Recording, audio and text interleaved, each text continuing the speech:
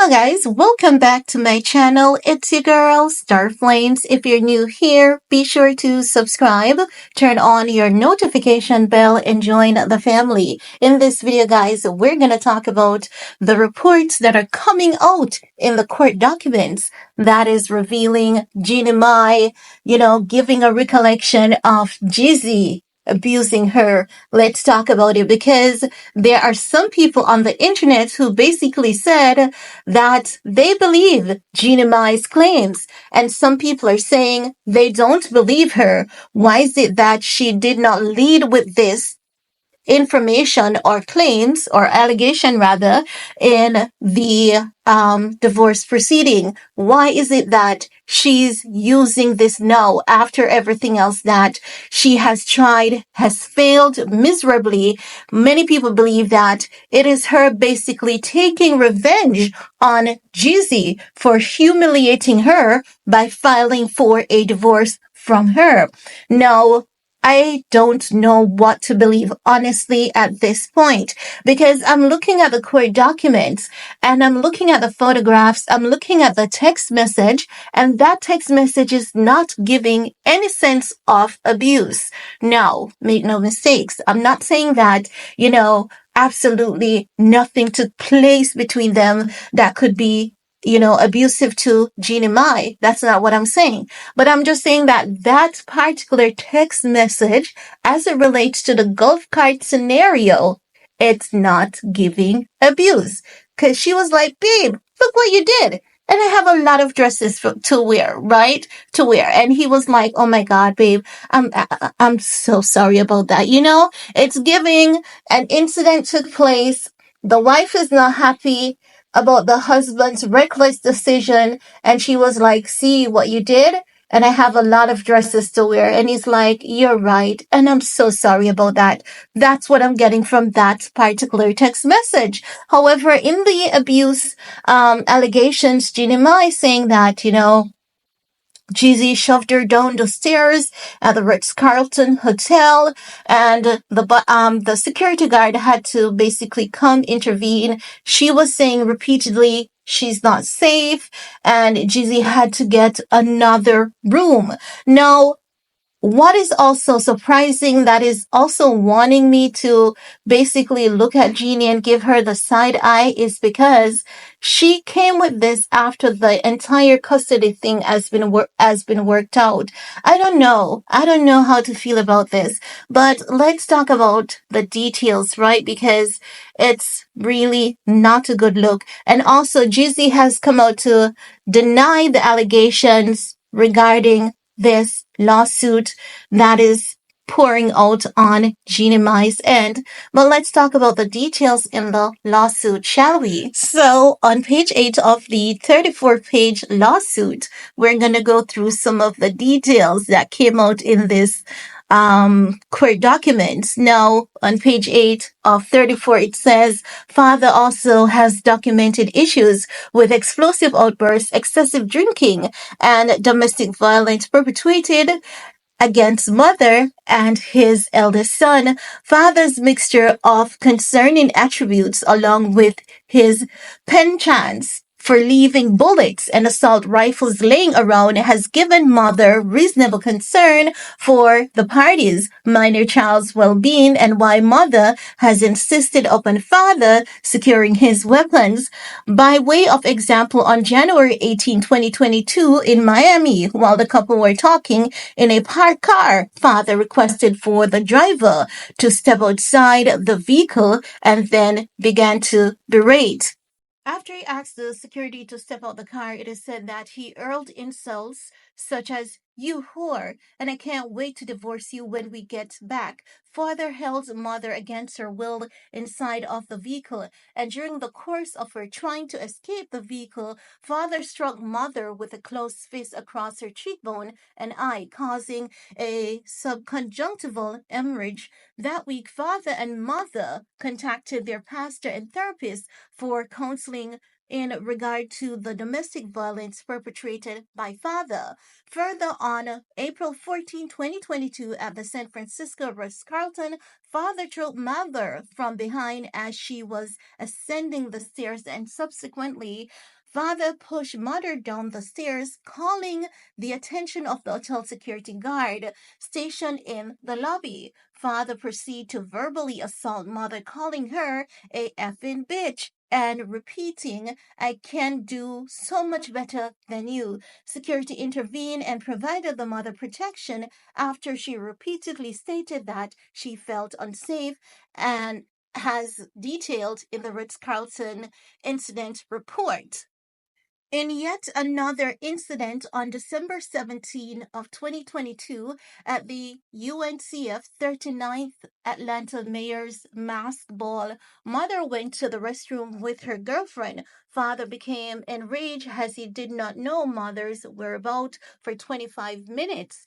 In response, father abruptly demanded that the two leave the party. Once in the vehicle, father asked the driver to exit and began to verbally abuse mother. Mother attempted to exit vehicle 2 times, and on the second time, father grabbed mother by the neckline of her dress, resulting in the dress being torn and multiple 2 to 3 inches scratches across her right breast due to father's fingernail. Mother reported this incident to her therapist with father present and also told her best friend in confidence.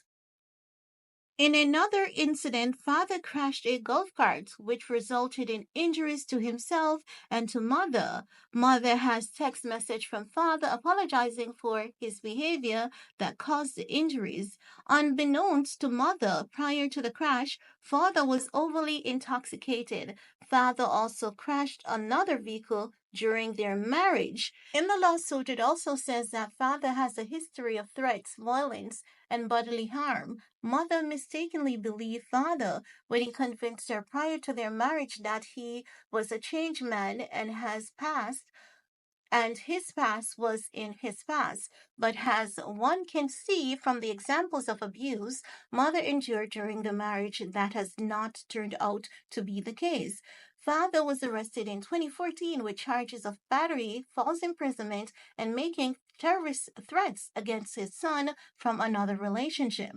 Father allegedly slammed his son into a glass shower door during a fight in the bathroom and told his son during the fight he will put a bullet in your head right now, and if he could get away with it, I would kill you. In addition to the father's volatile temper, mother has specific concerns regarding father's inability and refusal to properly supervise the minor child while the child is in father's care.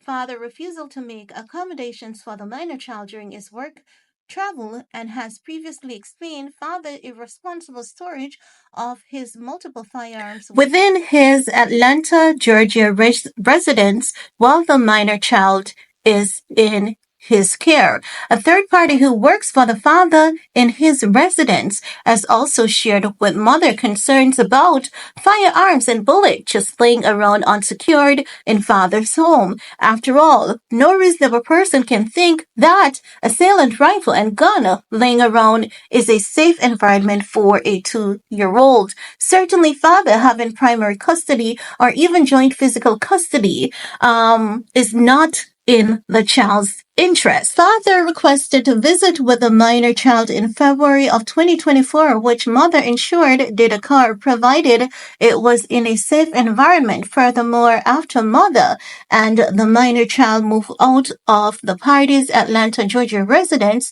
and in the party's Los Angeles residence, it was a mother who arranged on numerous occasions for the minor child to visit with father, with the understanding that a nanny would be available to father at all times and that the minor child would be properly supervised. Though father assured mother that the minor child would be properly supervised at all times, unfortunately, that proved not to be the case. In November of 2023, the minor child visited father in the party's Atlanta home. During the time, that the minor child was visiting father in the Atlanta home, father left the minor child seemingly unattended to perform at the CMG Gangsta Art tour at State Farm Arena. Then in December of 2023, when the minor child visited father at the party's Atlanta, Georgia home, mother learned that the minor child had been locked in her room overnight,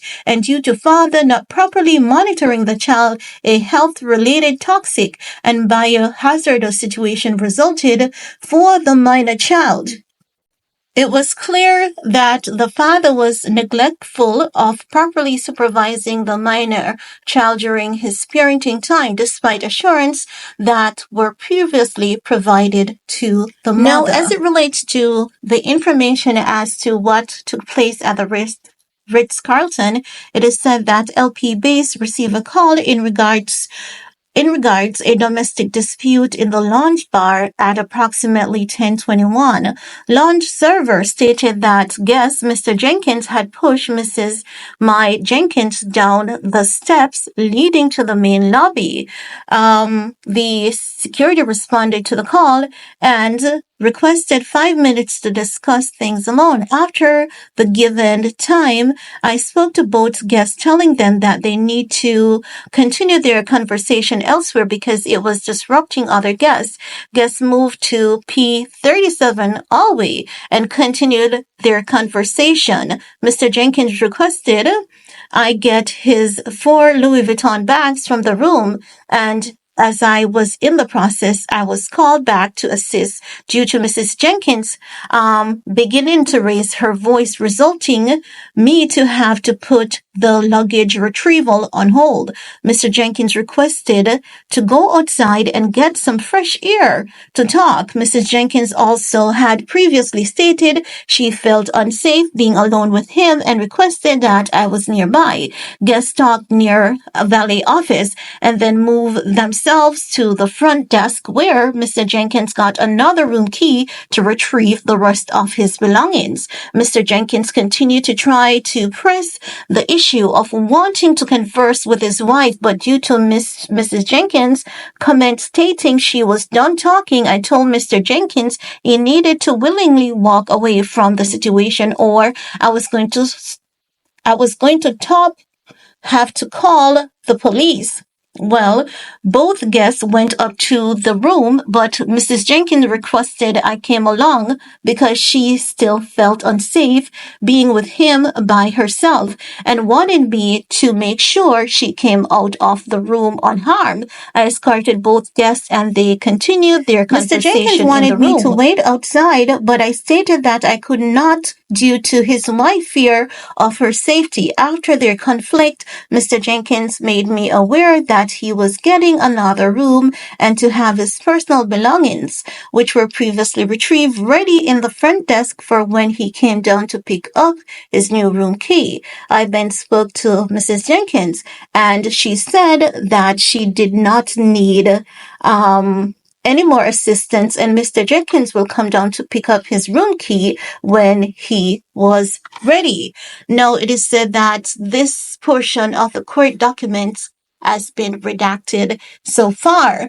But guys, I really want to hear from you because this is a lot and things are definitely looking worse for JeannieMai and Jezzy. So go ahead, leave your comments below, give this video a big thumbs up, stay safe, and see you guys later. Bye guys.